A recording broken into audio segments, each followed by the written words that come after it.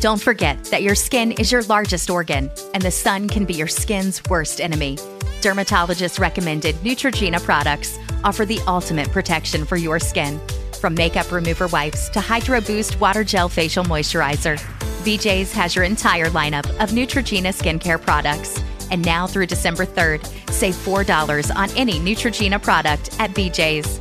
Love your skin back and save now through December 3rd, only at BJ's. You've seen the sights on your TV. Now come and experience them in real life. Hi, it's Kristen Gates from iHeartMedia. Some of your favorite shows were filmed in Covington, Georgia. So come walk where the stars have walked from shows like The Vampire Diaries, The Dukes of Hazzard, and so many more. When you think of great stories and iconic films and TV sets, discover Covington and visit discovercovingtonga.com. That's discovercovingtonga.com. Take the tour and walk where the stars have walked in Covington, Georgia.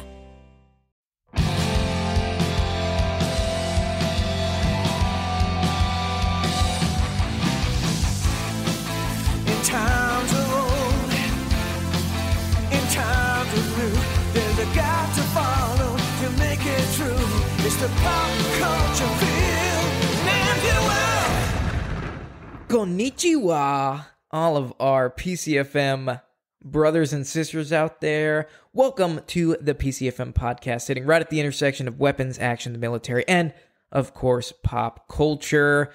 I'm very excited today, if you can't tell by the tone of my voice, because Izzy and I are going to take a good amount of time, basically an hour, the basic time that we do this podcast. The normal amount of time. The basic time we do in this podcast to go and talk about one of my favorite countries, to be honest, a country that I've been obsessed with since I was a kid, and that is, yes, you guessed it, Japan!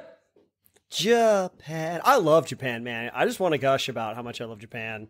I think I've said it before. I grew up watching anime, so got fascinated with Japan in kind of a pop culture sort of way. But then had the opportunity to go over there for a couple weeks right when I was getting out of the military, which was awesome. Yeah. Just like a super wild history. Like, and just more recently, like they used to be our enemies, like the Empire of Japan, right? World War II, and just like totally did a 180. You know, their culture is totally been scarred by the 2 bombs we dropped on them, but they're totally their culture is totally shifted. But it's just a fascinating history, fascinating, cool people. Just like it's kind of like it's like cotton candy, man. Just love talking about Japan, Japanese culture, just learning about it and stuff. It's it's super cool. Yeah, I have a deep rooted respect for Japanese culture. Obviously, you know, the things we see most in pop culture on a military sense is World War II and the Pacific Theater. Sure. But you know, there's so much more that they've put out, like anime. Growing up on anime, we've done an episode on anime, so if you want to check that out, it's I think it's in season 1, right? Yeah, season 1. Hey, we're about due for another one because it's not as if there's any shortage of anime out there. Yeah, right. Yeah, we should definitely do a new one. But yeah, anime is great. And just the war, like speaking from a military perspective, the warrior culture, even though we were enemies, I have a deep rooted respect for how loyal and how just, I don't want to say savage, but these guys were ruthless fighters. Ruthless, yeah, uncompromising. Ruthless fighters, not afraid of death. Yeah. No fear of death, only they lived to serve the emperor. Yep. Who was a godlike figure, and they will fight to the death in order to protect their homeland. Yeah. And, you know, it was like that before, you know, World War II, even back to the beginnings of Japanese history with the daimyos and the samurai. The Bushido, the that code warrior, of the samurai. Yeah, the code of, you know, Bushido is just the code of the warrior. You know, I think it's such an amazing culture. And there's a lot of things that came out of it. But I think what we want to do for this episode is highlight some pieces of pop culture that basically take place in Japan, whether it be World War II films or just anything that a battle is happening anywhere. I'm basically stuttering right now. Battlefield Japan. Battlefield Japan. Yeah. Japan. Where if there's if there's a battle that has taken place on Japanese soil, we want to talk about it today, no matter the context. But we want to say something very important first. If you are not on our Patreon, folks, you're missing out, team. I don't know if you know this, but we release shorter edited versions for free out there to the public, where you can download them at your leisure.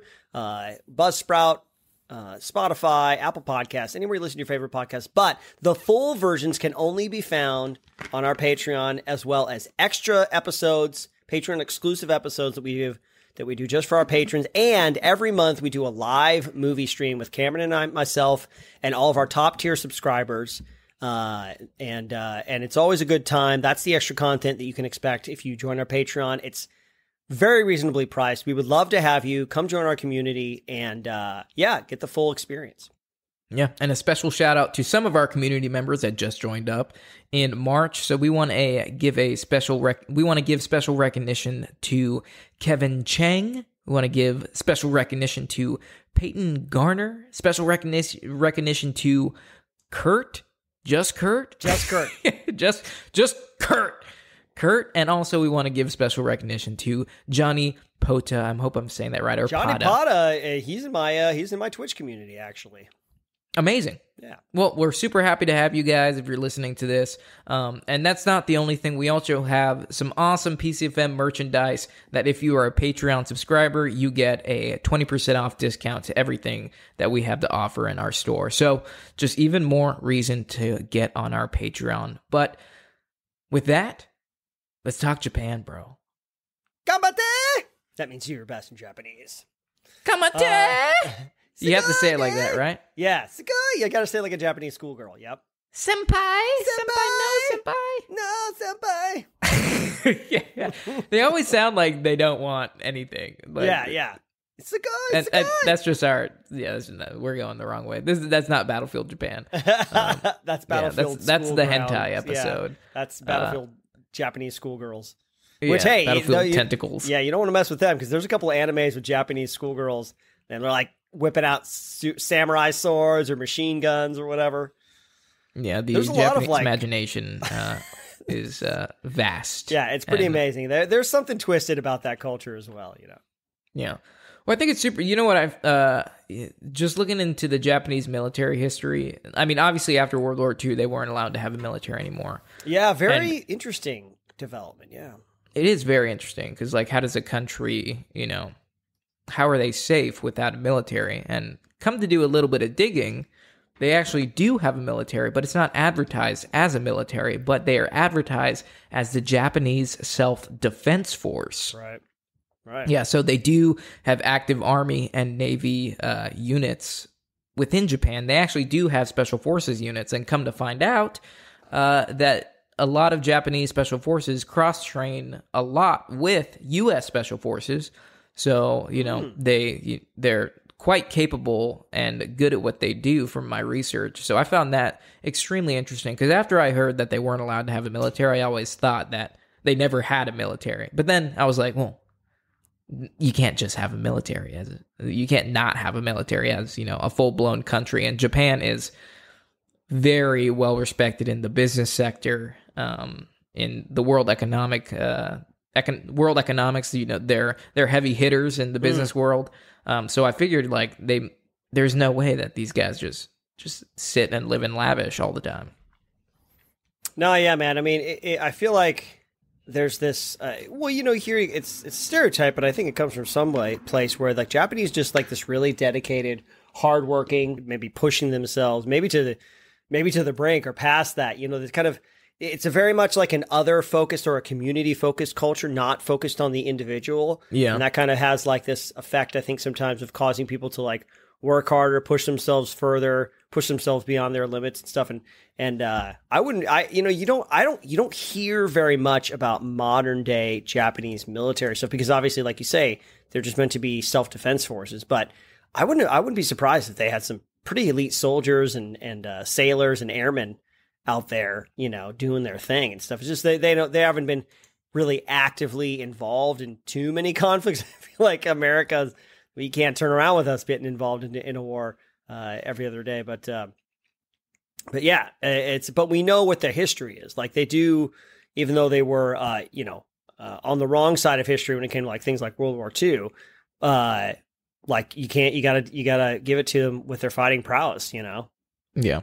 No, based off some of there's one movie that I recently watched that I think I might open up with this one, but it does an amazing job of showing perspective from not only, you know, in World War II, but from not only the U.S. side that typically we see the majority of all Pacific Theater World War II films take is the U.S. side, but this one shows from the Japanese perspective, which was pretty awesome, and, you know, gave me an even deeper respect for the Japanese fighters. But this movie, it doesn't have a lot of popularity, and I had to actually, you know, when I was doing research for this episode, I stumbled across it and I was like, I've never heard of that before. Let's check it out. But this movie's called Oba, The Last Samurai. It came out in 2011. Have you seen this one? I've heard of it. I saw it on the list and I had to watch a trailer. It looks pretty intense, man, because isn't it based on it's based on true story? Yeah, so the name's like, when the movie opens up, and it's actually available on YouTube, the full movie is available on YouTube with English subtitles because they jump back and forth through Japanese language and English. And basically, Oba the Last Samurai takes place during the Marines, when Marines fall upon Saipan and they're clearing the entire island out. Oba is a Japanese army captain. He's Captain Oba. And he basically survives the onslaught, and him and a bunch of Japanese survivors take refuge in the mountains and pretty much try to avoid capture from the American Marine Corps. And the movie jumps back and forth from both sides. So it's not like the entire movie is, you know, you're following the Marines trying to find them. And you do see that, but then it also goes to Oba's perspective where he's trying to avoid being captured by the Marines. And you're seeing all the, you know, what he's doing for everybody, the civilians and the military members that are hiding out in the mountains. And I think it's really well done for, you know, 2011. The action is awesome. There's this crazy battle scene where, like, basically when they do the Banzai attack, where the Admiral General of the forces of Japan commits suicide, and him and his 3 other officers commit suicide. And then after they commit suicide, this ginormous assault from all Japanese forces attack the Marines. And there's this... And the movie does a good job of, like, highlighting a lot of historical events. And, you know, the Banzai attack was one of them. And the battle that they show for it is crazy. All the Japanese soldiers are, like, low crawling. There's, like, rows and rows of them are low crawling in this, like, trench line up into a position, and they get up all online. And the Marines are just, like, sitting in their foxholes, just, like, you know, bullshitting. And all of a sudden they open up and just completely... they have bayonets, and they just do a bayonet charge, and they're all screaming, and they have, like, the Japanese flag, and all the Marines literally have no idea what's going on. And there's this ginormous, violent, bloody battle that just takes place where Marines are killing Japanese soldiers, and Japanese soldiers are killing Marine soldiers. And then basically after the battle's done, there's just bodies everywhere. And you see, like, you know, Captain Oba, like, gets up, and you think he's about to be killed by, you know, Marine patrols coming through, and, you know, rear assaults kind of coming through and clearing the objective, because he survives one wave of that. Like, they're going through and they're shooting all the corpses, and he gets away. But then you see this, like, Thompson submachine gun, like, pointed at his head, and he, like, looks up, and it's a Japanese soldier that captured one, and they're, like, survivors, and he's like, we gotta go. So then basically... you see, like, a little bit of humanity on the Japanese side, because, you know, from the Americans' perspective, we just think they're savages. Right. But, like, they come across this one, like, hut that's been completely massacred in the battle, and there's in the rubble, Captain Oba finds a baby just alive and crying. Oh wow! And he, you know, instead of just leaving it there, well, I mean, he leaves it there, but he, like, puts it in he, like, wraps it in a blanket, and he puts it in a carriage, and then hangs a red ribbon from the rebels, knowing that the Americans are going to go through and see it, and hopefully that the Americans will pick up the child and, like, take care of it. So, like, you see this humanity and this moral decision that Captain Oba, because his whole purpose is, you know, protecting Japanese life. Right. And he leaves the baby, and sure enough, the Americans come through, and there's an amazing captain that's on the American side that actually has a deep found respect for the Japanese. He lived in Japan for 2 years. He studied there. He knows the language. He is like trying to explain to like the colonel in charge of the Marine forces, like why the Japanese think the way they do. Because the Japanese or the Marine colonel is like, I don't get these Japs. He's like, if they want to die, why don't they just die? He's like, why are they killing themselves when we can oblige them? And it's like, and he's just like, they will fight for what they believe in till death. And he knows everything about Japanese culture. Yeah. And that Marine captain kind of becomes protagonist, or the main Marine protagonist, while Captain Oba is the main Japanese protagonist. And it just shows both sides. But anyways, after, they're always fighting each other because, we're enemies during World War II. So finally, Captain Oba comes across a lot of survivors, and he basically builds these encampments in the jungle, and they're just hiding and surviving, trying not to be, found by the Marines. Because on the Japanese side, the Japanese tell all the civilians that the Marines are savages, and that if they capture you, they'll kill you. So all the Japanese civilians are committing suicide to not get captured by the Marines. But then the Marines are just trying to basically, the war is basically over. Yeah. But the Marines are just trying to round them all up to basically stop opposition from killing Marines. Yeah.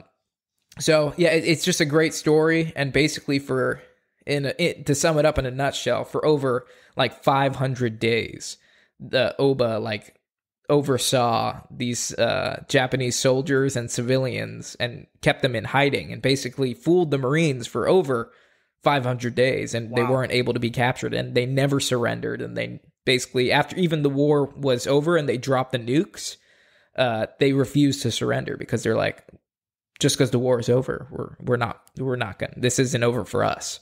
And then they're like, the only way that we will come down is if we have orders from our commanders, but we don't have orders. Even though the nukes have been dropped, they still think it's just U.S. propaganda. That they're trying to make them come out because they're doing a bunch of psyops from the Marine side and dropping leaflets or whatever. Okay, yeah, they're dropping leaflets in the jungle with all this information, but the Japanese think it's all American lies, and they're still not going to surrender because surrender is not an option in Japanese culture. But yeah, no, it's just I think it's a really good film, and at the end, finally the orders come down from their admiral general, and they're surrender to the they're the war is over. So finally, they come down. But the way they come down is so inspiring. They're they're all malnourished. They're all skinny, but they put on clean uniforms and they march down and in cadence. Oba's leading them, and they have so much respect for him because he didn't give in at all. And they march in and they're singing they haven't been defeated pretty much. Yeah, their heads held high. We're not. Yes, and then basically he enters the camp, and the Marine captain that has been trying to find him the entire time, he's like, you are exactly the man I thought you were going to be. He's like, you were responsible for saving over 200 Japanese lives. And Oba's response is I didn't. He's like, but I'm responsible for even more Japanese deaths. He's like, what I did is nothing to be commemorated on. And then he enters the camp, and that's the end of the movie. It's a great movie. It definitely, not as much. It didn't have as much limelight as I think it deserves, but I think it's really well done. That's wild, man. I hadn't even heard of this movie until I saw it on the list, and then I watched a couple clips, and it's funny because it has a classic kind of 1980s style look, even though it came out in 2011. But it has some kind of actors that aren't at the top of their game, but some really great performances. So it sounds like I don't know what the production was like. It sounds like it might have been a labor of love. Hey, this is a story that deserves to be told, because, you can be on the right side of history, and your country can be on the right side of history, but you can still give credit to the warriors, sometimes to the warriors on the other side. And, there's fundamental aspects of humanity that I think are universal and timeless that we can share no matter what the circumstances are. And then that kind of weaves a thread throughout history of kind of this uniting common humanity. And I think that what you're talking about in this story, Oba the Last Samurai, is kind of an example of that. It's kind of like when that scene in Band of Brothers when the German officer asks permission to say something to his soldiers as they're surrendering, and he says, "Hey, I'm very proud of you." And it's all kind of stuff that we would imagine the Band of Brothers guys would say to each other. "You fought well. It was an honor to serve beside you." And you kind of like, oh, it's like something you might hear an American officer say, Yeah, no, absolutely. Like I said, like even though we're enemies, we both think and we fight the same. Yeah. Like all the themes of morality completely apply on both sides. And there's this one scene in Oba when he's, it's towards the end of the movie when they're reading the orders of the Admiral General, basically ordering the guys to surrender. Yeah. And you just look at the faces of like all the guys listening to the orders, and all the soldiers that have been, holding out for over 500 days are just bawling and crying. Mm-hmm. And because they lost. And like, if, I tried putting myself in their shoes, and it would be like, what would it be like if like, the US fought a war for, years, and then we lost. Like, what would that feel like? Like everything, all the brothers you lost, all the fighting you've done, all the blood you've sacrificed, and the pain you endured was for pretty much nothing, right? You just have to, it's like, how do you continue to go on after that, knowing that you've given so much, and, you ultimately walk away with nothing. Yeah. So that was a very powerful scene. I think Oba the Last Samurai, plus the you don't see them as samurais, because like when we think samurai, we think of like Tom Cruise, The Last Samurai, which we will also talk about some more, of like fighting with katanas, but like they still do fight. Like Oba has a katana on him the entire time. Mm-hmm. And it's like he's like a modern day samurai. Like the word samurai doesn't necessarily mean they're in, they have two katanas and they're in all the traditional Japanese armor, but pretty much a samurai is a warrior that has an emperor, or that has a leader. Yeah. And in that case, the samurais, their leader was the emperor, and they're just literally doing everything they can for their country and their homeland. It was a great movie, Oba the Last Samurai. If you get a chance, like I said, it's on YouTube. And it gives YouTube for free the entire movie. Cool. Yep. So just Google Oba the Last Samurai full movie. I think about him as well. How would you like to come home to a bartender who will fix you any cocktail you want? I'll have an old-fashioned. I'll have a margarita. Now you can, with the Bartesian Home Cocktail Maker. Bartesian is a sleek machine the size of a coffee maker that makes premium cocktails at the touch of a button. Choose from over 50 different cocktails, from classics to the most exotic premium cocktails served in the best bars today. You'll always get freshly mixed, perfectly balanced cocktails with the Bartesian Cocktail Maker. And now get Bartesian's best Black Friday deal ever at bartesian.com/cocktail. Entertaining? The Bartesian is ideal for parties. No need to stock all kinds of individual mixers for complicated recipes. Every guest gets the cocktail of their choice in seconds. The Bartesian makes a wonderful gift for anyone who loves a fine premium cocktail. Now get Bartesian's best Black Friday deal ever. It's available right now, only at bartesian.com/cocktail. That's BARTESIAN.com/cocktail for Bartesian's best deal ever. Only at bartesian.com/cocktail. There's even a documentary, or I was doing a little Google search while we were talking, and I think there's even a documentary about the man himself. Yeah. No, it's good, man. I like movies that shed, although I love the Pacific and I love, all these American pop culture war movies that take place in Japan. I like to see the other side. Yeah. Just because they're 100% the same as us. Yeah, in many fundamental ways, I think there are, and even the ways that are different in Japanese culture, we can come to understand with a little bit of explanation and exploration. Kind of see, it's interesting to go into those kinds of deep aspects of a culture that shape a culture, and then it even ends up shaping the way that they think, and then that can even kind of give us a little bit of reflection on our own culture, where we're from, and be like, man, I really have been. I think that, this is like, we're very centralist, centric on our own kind of like cultures because we grew up in them and like that's what we know. Yeah. So it's like that's the benefit I think of movies like this and the benefit of even especially war movies to see the conflict from the other side because it's not like because I get this way. I get a little bit of patriotic, like I've never seen one of the movies on this list, Letters from Iwo Jima. I've never seen this movie.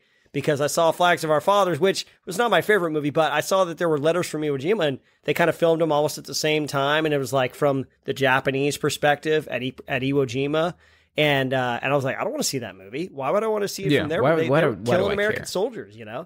But that wasn't the best point of view to take because now I do want to see it because you don't give up any kind of love of country when you are open to looking at a war from a different perspective.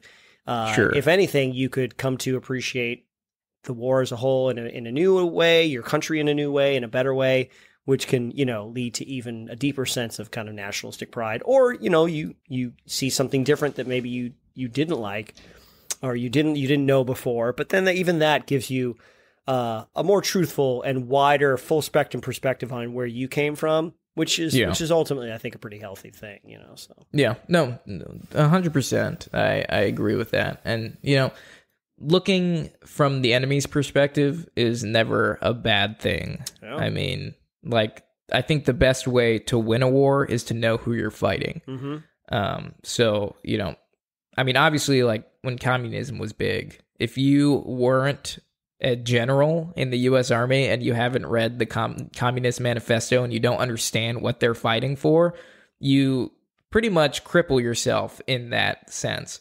So doing as much research as you can on the people you're in conflict with is only going to, positively benefit you because it'll put you in their thinking. And if you can think the way they think, just like, the cliche militarist thing and you got to think the way the enemy thinks. Yeah, exactly. In a sense, that's 100% true because then how, you can guess and take a very accurate guess of what's going to, happen.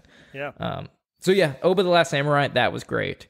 That's awesome, man. I've never seen Letters from Iwo Jima as well. I saw Flags of Our Fathers. Yeah. I mean, they're both directed by the same man. Yeah, good old Clint Eastwood, man. Good old Clint Eastwood. Why didn't you like Flags of Our Fathers? It kind of the same reason as I didn't see Letters from Iwo Jima. I thought it was going to be this kind of raw, super kind of uber heroic, It's kind of anti-American. It's an anti-war movie. It's definitely anti-war because it shows the psychological toll that conflict had on a lot of the soldiers who were there, which is totally legitimate. That's a totally legitimate part of the commentary about war. And important because obviously we want to be able to either avoid these kinds of things or we want to be able to help people when they come back from conflict. But it was kind of a downer. I'm like, why is it what's this whole and then I didn't even know that I was kind of let the wind out of my sails a little bit when I realized that the picture that they took was not it wasn't the actual picture. It was all staged. It was staged. It was all staged. They had the flag up there, and the commander's like, "I want that flag. You better bring it down for me." What a way to make you hate officers. Yeah, and they had to go back up there. Yeah, and then you just get to take this glory home with you. But we're going to put up a second flag, and that's where the picture came from. And then it was just this super iconic picture, and I think there's legitimacy to the iconography and the symbology of that picture itself. I think it's great, but it's hearing the story behind it was kind of it's not as a cool kind of story. It's not as cool. It loses its thing, but to the American people, they don't know. Yeah, they don't know otherwise. So it becomes this symbol of rallying cry. Yeah, and it's kind of it's an anti-war movie because this rally cry was what the echo they were expecting was in the form of monetary advantage. So they're pretty much trying to monetize the bloodshed. Yeah, using it to sell bonds and get drum up support for the war. Yeah, which I mean, I can't talk shit because if there's no money, there's no bullets. You can't fight without money. Yeah, and it's such a hard pill to swallow when especially I felt so bad for the Native American character. Dude, he had it the roughest, man. I felt really bad for him. Like, dude, he like kind of succumbed to alcoholism after he got back and just was never quite the same. And just that sucks, man. You want he's literally a war hero. Yeah. And you want these guys who we so venerate in our society to have good lives because you're like, you deserve that. You deserve to have a good life after. But sadly, that's not the case for all service members. It's really or the sad. ones that are trying to embrace it the most are the ones that did the least. Like that one guy that wasn't even in the picture. Yeah, but they're like, "You're in the picture, right? That it's kind of grainy. You're the one that you can't see the face, right?" Yeah. And then that guy had to go up to the mother of one of the soldiers who died, and he's like, "Yep, that was him," knowing it wasn't him, just to give some little glimmer of hope to the mother of the fallen. So I mean, it's a powerful movie. Yeah, it is. It is. But I mean, there's a lot of hard truths in that movie. Yeah. But I mean, some of the positive hard truths are just, you see a common theme in a lot of military movies, and it's a sense of brotherhood. Mm-hmm. Like the things that mean the most to us are the things that seem worthless to everybody else. Like when they all afterwards take a dip in the ocean, and it's like that scene is like, to anybody watching, they're like, oh, they're just playing in the water. But if you were there, and that was the memory you took back. Like not all the bloodshed, not all the combat, but the good times you had with the guys you were fighting with. Those are like the memories that stick.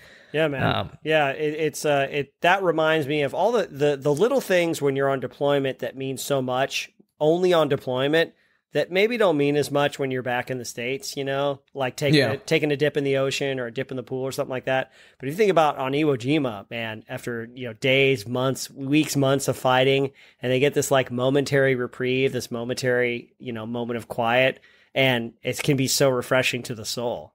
Yeah, that quiet is the loudest thing that they've experienced. Yeah.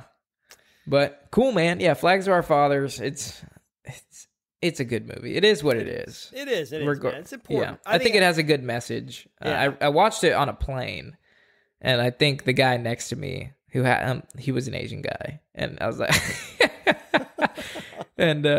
I was holding back tears. And I was just like, I'm okay, man. Don't worry about me. I'm okay. Something in my eye. I just have something in my eye. Don't worry about me. Let's switch gears here, man. Let's talk about Battlegrounds. You got a Battleground for me or what? I have something that I want to get in here before we end, but I want to talk about Battleground for the Soul of Japan. Okay. The Souls of Japan. What do you got for me? I want to talk about Silence from 2016, directed by Martin Scorsese. Have you seen this amazing film? This is one of my favorite Martin Scorsese movies. It's at the bottom of the list. No, I haven't seen it. Oh, look at that.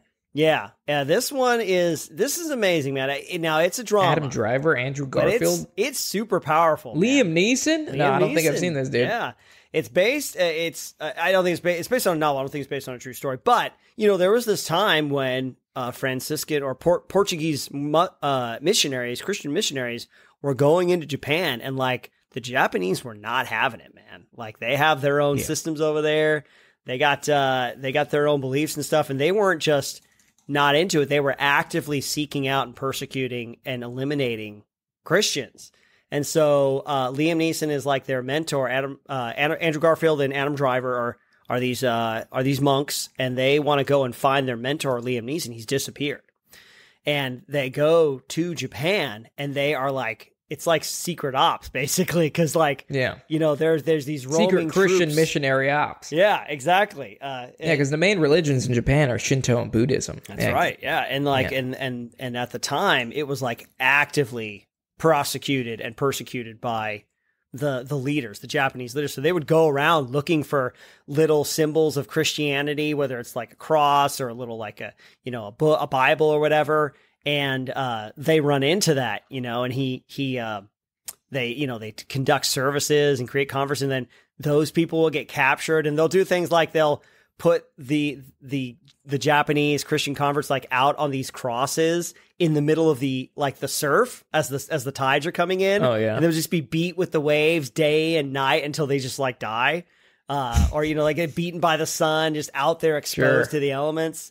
And there's even this one scene where they've got Adam Driver and they make him watch from the shore. They have these people out on a boat and they roll them up in like these little rice, roll them up like a rice, like a carpet or whatever. And then they push them overboard so that all their legs and hands are bound and they like bob underneath, like so their legs are in the air dangling and they're drowning like upside down. Oh my God. It's brutal, man.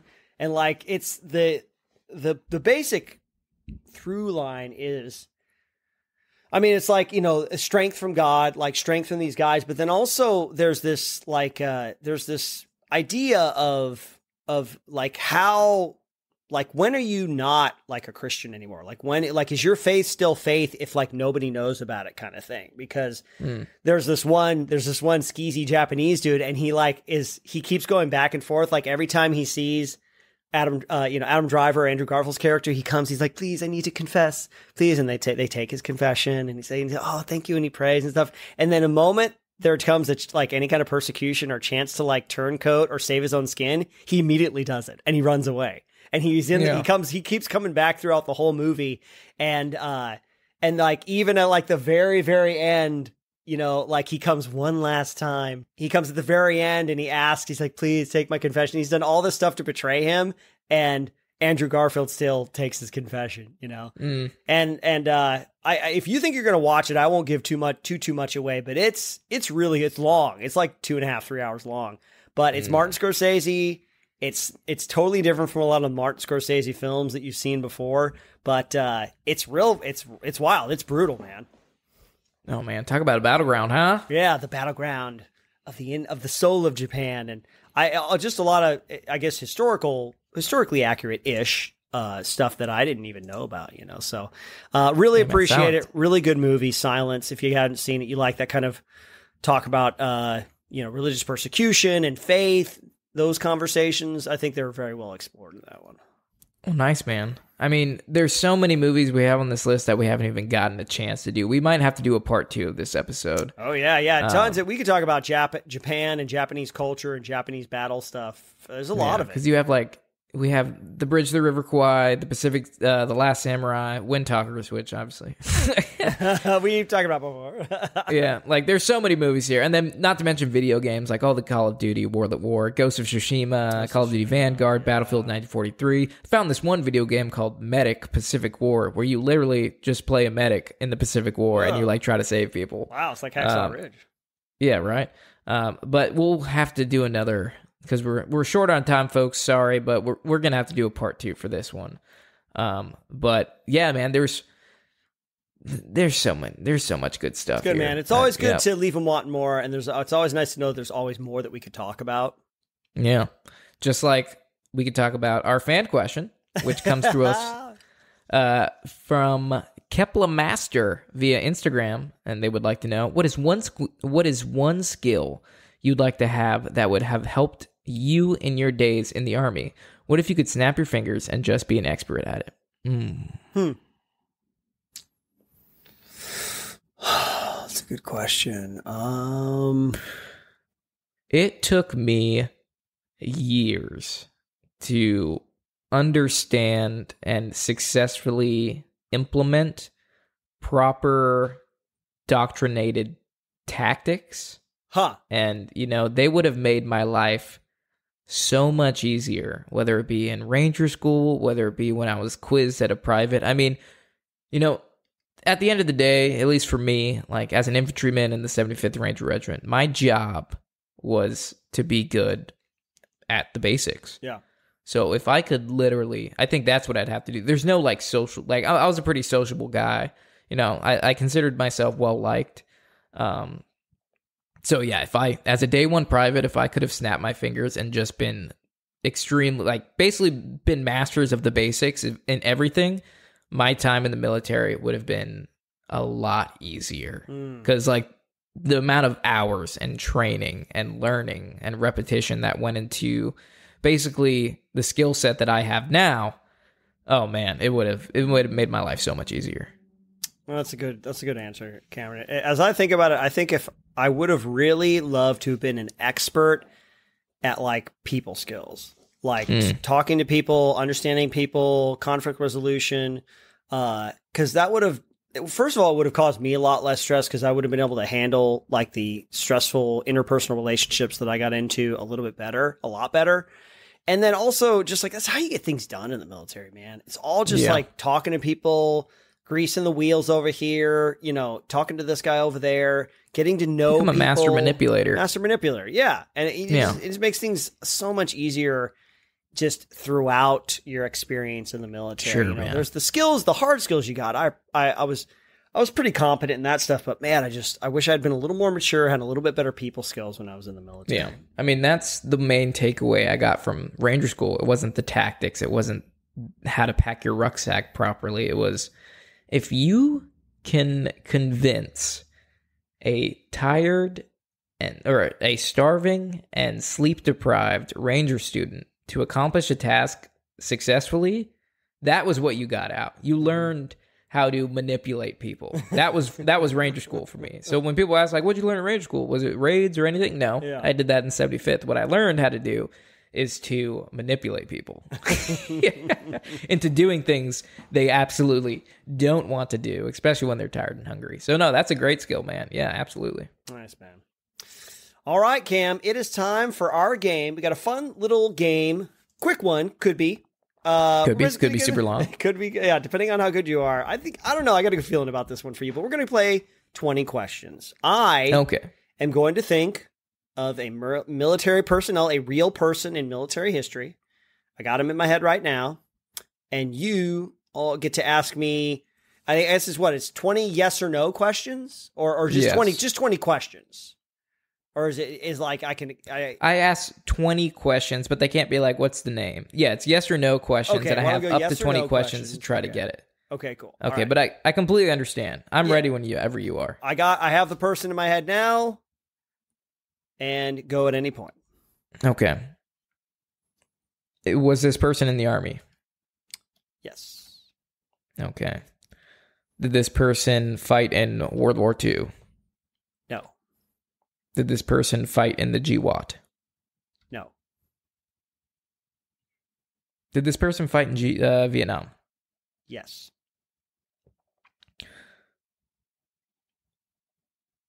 Was this person Mexican?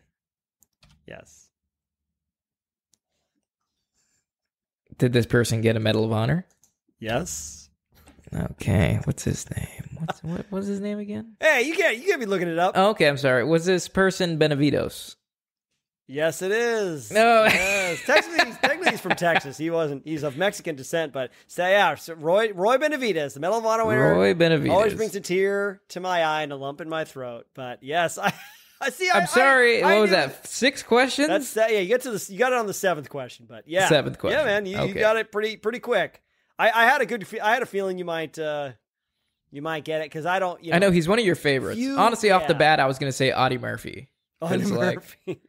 Yeah, that was gonna be my first question. Was what is it, Audie Murphy? But but that's why I was like, was he in the Army? Did he serve in World War II? And if he said yes, I'd be like, is it Audie Murphy?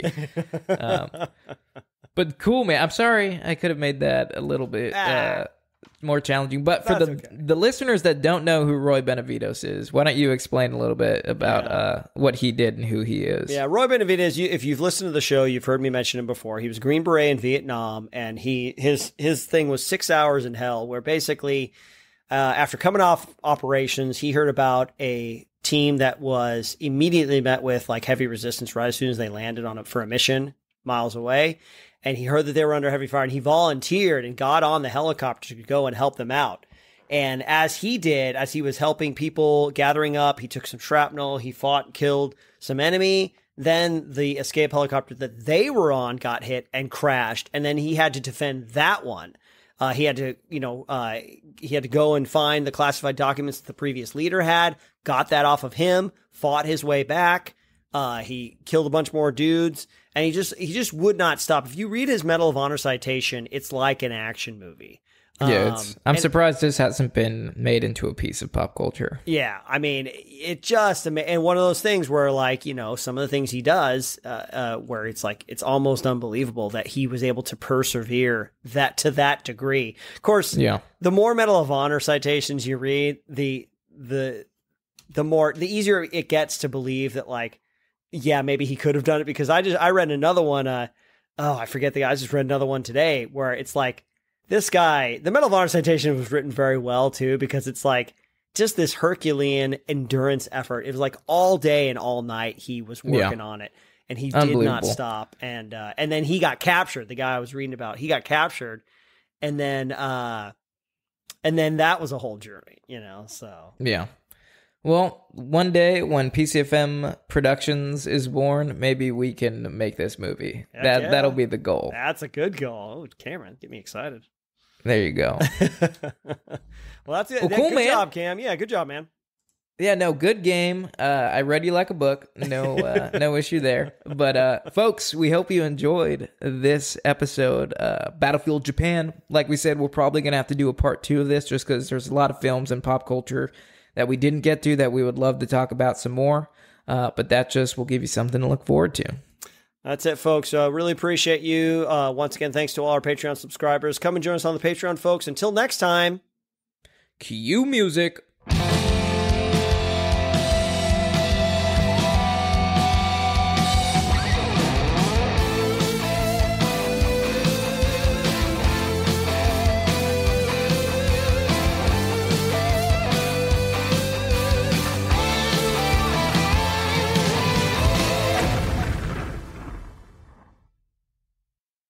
What's going on, everybody? You just listened to the free version of the PCFM podcast. If you want full-length versions of podcast episodes, plus much, much more, head on over to our Patreon page at patreon.com/PCFM podcast.